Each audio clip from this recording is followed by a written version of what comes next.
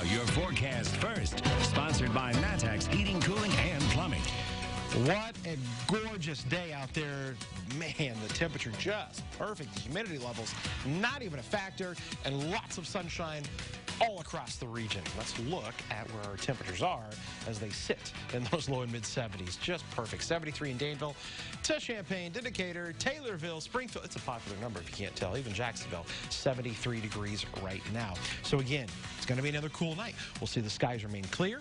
We're going to see the temperatures falling. That sun setting there before 7 o'clock, and the temperatures already down to the mid-50s by 9 o'clock tonight. But we've got some big changes in store for your Friday. Thunderstorms, maybe a few strong. We'll show you that coming up. WCIA 3 News starts right now. Now on WCIA 3 News. A student and teacher were almost hit, and the district says it's part of a bigger problem. What they're now warning to do if you don't slow down. A village's maintenance truck was stolen, and it was found far from home, where the police chief has to fly to get it back. And a village voted to allow a tax on marijuana sales, but it won't be sold there. We'll tell you why. You're watching your local news leader. This is WCIA 3 News at 5. Just crossing University, just everybody goes so fast, and then I don't really look to see if the car's stopping, so it's kind of all of our fault. With so many students having to walk blocks to go to class, Champaign Schools is putting drivers on notice for speeding in school zones. Good evening, I'm Paul Cicchini. And I'm Jennifer Roscoe. Earlier this week, a teacher and students were almost hit near Central High School. Speeding tickets may be more common in that area if the school has its way. WCIA 3's Andy Olson is live from the school right now. So, Andy, what are they trying to do to keep everybody safe? Well, Jennifer, Central's principal sent email to students and parents saying that they're aware of the issue of speeding. They've already contacted their school resource officer to try and get extra speed patrols out here to try and stop it. While they want to reinforce the school speed limit on all the surrounding streets, University Avenue is the one they focused on. That's where the teacher and students were almost hit. With no student parking lot, many of them have to walk multiple blocks both ways to school. One student says she's almost been hit before, but the reckless driving isn't strange to her.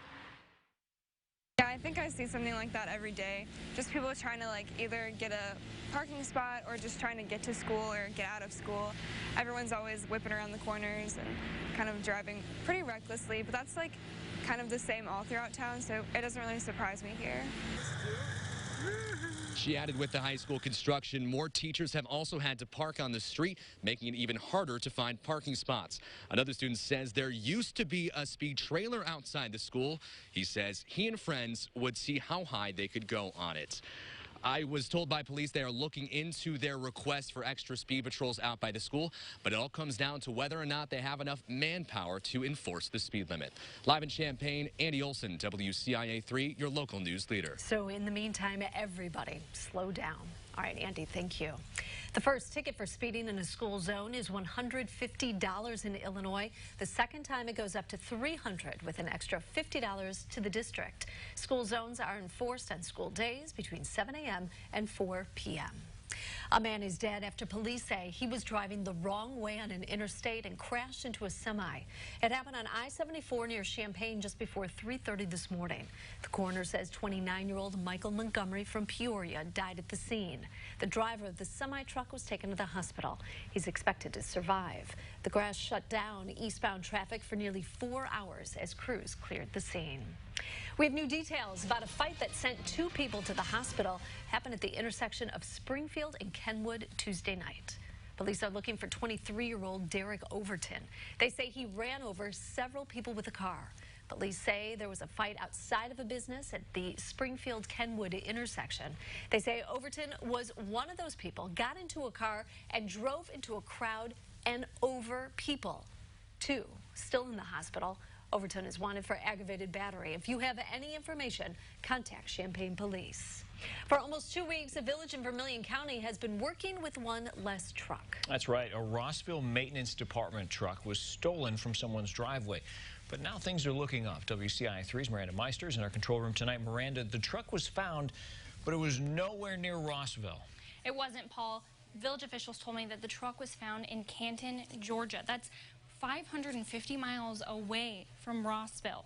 The village police chief was flown out there today, and the truck was taken from the public works superintendent's driveway on September 13th. He filed a police report with the Vermilion County Sheriff's Office. In the meantime, the village board decided that they were just going to have to go without it. But city officials say they were able to still get their work done. They had extra trucks. They still had the old trucks that they could still use. We had enough that it carried on in town. Village officials were told the vinyl stickers that said Rossville were taken off, but they aren't sure if there was any other damage. They say that in the truck there was also a Lowe's Home Improvement Store card. It was also taken and used here in Champaign. Reporting live in the control room, Miranda Meister, WCIA 3, your local news leader. Good thing they found it. Pretty surprising they found it so far away. Miranda, thanks.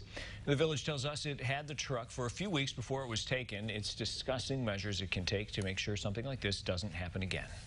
Now, some new developments on bike thefts in Douglas County. Tuscola police are investigating a second bike that was taken from the high school overnight. The district posted these security camera photos on their Facebook page, and other people started commenting. They all lived within blocks of the school, and their cars had been broken into. A neighbor we talked with says both she and her husband were victims.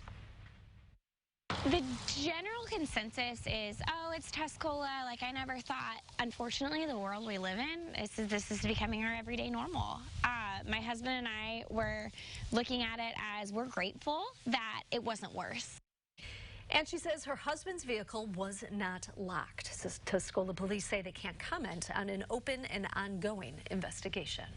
And new at 5, Savoy voted against allowing recreational marijuana sales in the village. It means no recreational dispensaries will be permitted. Medical marijuana can still be sold. The village did, however, vote to tax the sales of marijuana, but that will only be effective if there is a vote in the future to allow pot sales.